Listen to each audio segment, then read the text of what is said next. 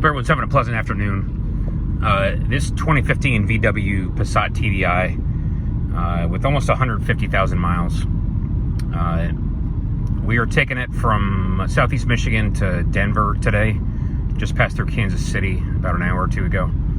And we're having an issue with the oil temp. If you see, it's 250 plus right now. And we're going 70 miles an hour. When we were on the interstate earlier, maybe a half hour, 45 minutes ago, and you see the air temp is at like 97 right now. It's between 97, 98, give or take, you know, a hot Kansas summer day. At interstate speeds, and you know the speed limit in Kansas is 75, which means traffic is flowing at 80 to 85. The oil temp in this thing was routinely hitting 260. And at one point we were going slightly uphill for a little while, and it hit 265 and it hit 268. And at that point we had to back off, because it's not dangerously high. It's not as if the engine's gonna, you know, the oil's gonna break down and stop doing its job. If the temp briefly hits 268, but above 275, yeah, you're in really bad shape. And so we had to back it off and drop it down to, you know, 75 for a while to get it back down into the 250s, the upper 250s. But this car, which is a German car, yes, it was built in Chattanooga, but not the engine. I don't think the engine came from Germany. And these 2.0 TDIs, specifically this engine, the 2015, which is called the CVCA, this thing was made to cruise on the Autobahn all day at between 80 and 110 miles an hour, 120 miles an hour. So it's kind of concerning that our oil temp is even 250 to begin with, let alone 260, let alone 268. And so, you know, there's a possibility maybe the oil cooler is gunked up and not flowing like it should. And what is not a possibility is that the water temp is too high, because it's if I remember right, it's an air to liquid oil cooler. It's not like a I'm sorry, it's a liquid to liquid, if you know what I'm saying. It's a heat exchanger that takes heat out of the oil and puts it into the coolant. And the coolant temp is 190, and it is always 190 day and night, you know, winter, spring, summer, fall. It never gets off 190, no matter how fast you're going and how hot it is outside. So anyway, that's just something to pass along, an observation. And we've seen it go above 250 in the past. You know, elsewhere in the Midwest, like a week or so ago, in the last few days. But it has never gone above 260. And what's kind of concerning is that there's no warning.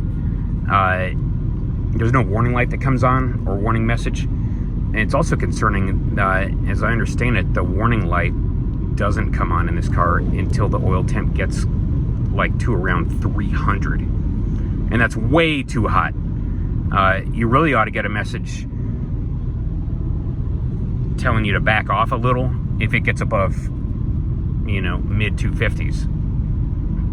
And when it gets to 260, yeah, it should be blinking at you. And when it gets to the upper 260s, you know, it should be blinking and making all kinds of chimes at you, because you just don't want to be running your oil that hot for sustained amounts of time if you want it to last. And this is brand new oil. We got this oil changed Sunday morning, and it's Wednesday now, so it's only 4 days old. It's maybe 1,000 miles. It's maybe got 1,500 miles on it. So it's fresh oil. And yes, it's the right kind of oil. It's the Mobil 1 ESP, so-called emission system protection oil.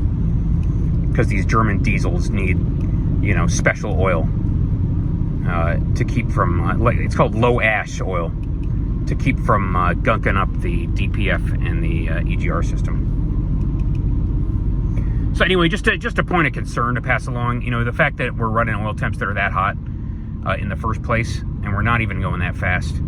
You know, this car would gladly go 90 to 100 all day if you want it, if you let it. But the fact that it's upper 90s which is not out of the ordinary in the United States. And this car was made specifically for the United States, this version of the Passat.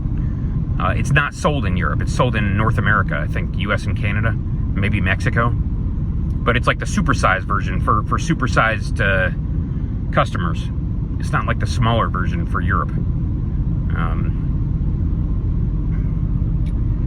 Again, just something to pass along, and we'll get the oil cooler looked at, and if we have to get it replaced, we can. But you know, as you know, the oil is the only thing that the primary mechanism for cooling your turbo. At least in this car, this is not a water and oil cooled turbo, and so when you're running, you know, above 70, 75 on the highway, you're running 80, 80 plus, and you see these slight rises that we get here in Kansas. It's like gently rolling hills, and when you get on an uphill, when you have the cruise control on, the engine will do everything in its power to maintain that speed. And if that means dumping, you know, dumping a ton of boost and a ton of fuel into the engine, it will gladly do so. And when the turbo's making that much boost, obviously you've got higher EGTs, you know, 1,000 plus, maybe 1,200. And the only thing taking the heat out of that turbo, besides the intake air, I suppose, is the oil. It is not a water-cooled turbo. You know, for once, the Germans passed on the chance to add extra complexity to this thing. And so it's just, again, just something that's kind of concerning. We never had a vehicle that ran oil temps this high.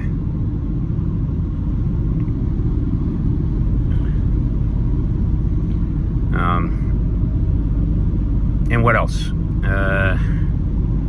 No, I guess I guess that's it. Again, if you have one of these, you know, please sound off with your observations. Again, the water temp is perfect as always. The RPMs are not that high. You know, we keep it in top gear, 6th gear, and it's 6th gear at 75 miles an hour. It's turning 2,000 RPM, so it's not turning extra fast. But because that boost is up, and the turbo in this engine, again the CVCA, I think can run between 18 and 20 psi of max boost. So it's putting a lot of boost into the engine, and as a result, it's making a ton of exhaust gas temps and putting a ton of heat into that turbo and superheating the oil essentially. So more to follow once we get this thing looked at. And unfortunately, we're just going to have to keep it down, keep the speed down going through Kansas, which is very, very hard to do, as you know, if you've ever driven through Kansas. But we'll be in Denver tonight, and we can get it looked at tomorrow. So this is one of those to be continued stories. Thanks, everyone. We'll talk to you later.